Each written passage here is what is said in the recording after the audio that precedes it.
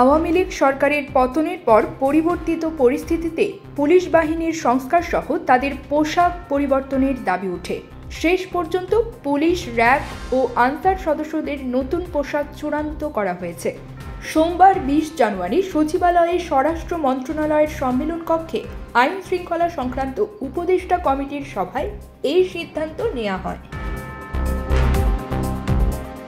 এই সময় স্বরাষ্ট্র উপদেষ্টা অবসরপ্রাপ্ত লেফটেন্যান্ট জেনারেল মোহাম্মদ জাহাঙ্গীর আলম চৌধুরী বলেন, পোশাকের সঙ্গে মানসিকতারও পরিবর্তন হতে হবে। সভায় এ সময় বিজিবিকে সাউন্ড গ্রেনেড ও টিয়ারশেল কেনার অনুমোদন দেওয়া হয়। জানা গেছে, ইতোমধ্যে 18টি পোশাক পরিহিত পুলিশ, আনসার ও র্যাবের প্রতিনিধি দল বৈঠকে প্রবেশ করেছে। সেখান থেকে পোশাক নির্বাচন বা চিহ্নিত হবে।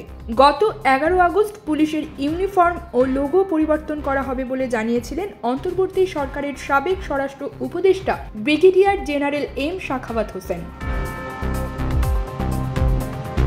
তিনি জানান, পুলিশের ইউনিফর্ম, লোগো সব পরিবর্তন করা হবে। অনেকের মন ভেঙে গেছে। এই ইউনিফর্ম পরে পুলিশ আর কাজ করতে চাইছে না। খুব দ্রুতই তা পরিবর্তন করা হবে। এসব বিষয়ে মন্ত্রিসভার বৈঠকে আলোচনার পর সিদ্ধান্ত নেওয়া হবে। তিনি আরও বলেন, পুলিশ কমিশন হওয়া উচিত। সেই কমিশনের অধীনে পুলিশ পরিচালিত হবে। তারা কোনো রাজনৈতিক দলের অধীনে থাকবে না। পুলিশকে যেন রাজনৈতিকভাবে ব্যবহার না করা যায়, সেটা নিশ্চিত করতে হবে। News desk, focus TV.